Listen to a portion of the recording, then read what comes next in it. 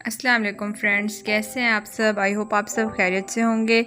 आज का हमारा वीडियो का टॉपिक है किराएदार जो मकान खाली नहीं करते, मकान पे कब्ज़ा कर लेते हैं। तो ऐसी सिचुएशन में जो मकान का मालिक है, ऑनर है, हाउस ऑनर, उसे क्या करना चाहिए। तो आई होप आप लोगों को मेरी वीडियो से बेहद अच्छी इन्फॉर्मेशन मिलेगी। वीडियो को पूरा वॉच कीजिएगा और मेरे चैनल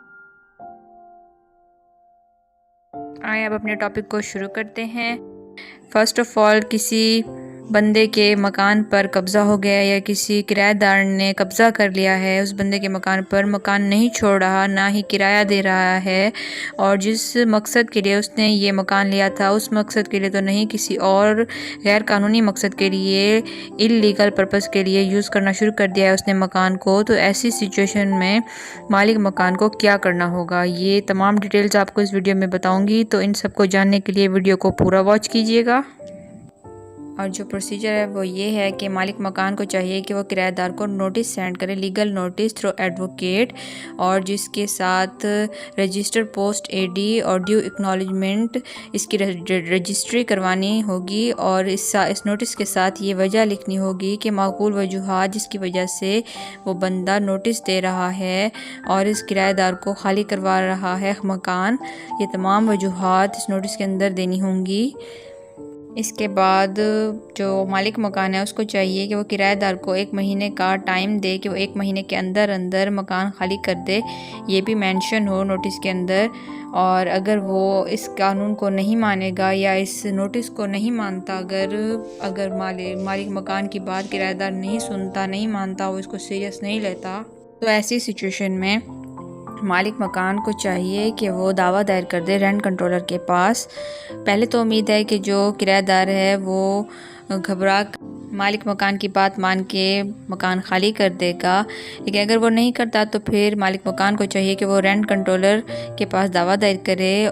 और मालिक मकान के पास ये बेसिक डॉक्यूमेंट्स होने चाहिए जो इसने किराएदार के साथ मुआहदा किया था, एग्रीमेंट इन दोनों के दरमियान हुआ था वो, और जो इसने लीगल नोटिस सेंड किया है उसकी कॉपी, और जो इसने लीगल नोटिस सेंड किया है इसके साथ जो रजिस्ट्रार एडी लगा, इसके बाद आपको जो रसीद मिली वो रसीद लगानी होगी और अपने आईडी कार्ड की कॉपी लगानी होगी। आई होप ये तमाम डिटेल्स आपको समझ में आ गई होगी, इतनी ज़्यादा कोई मुश्किल नहीं है।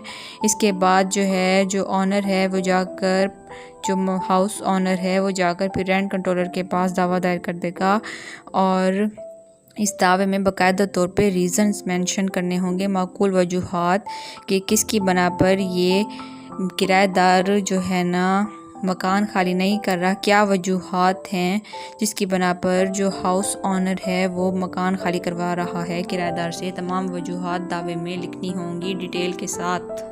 जितनी ऑथेंटिक डिटेल्स आप देंगे तो उतना ही आपके दावे पे जल्दी अमल दरामद होगा और वो आपके हक़ में होगा।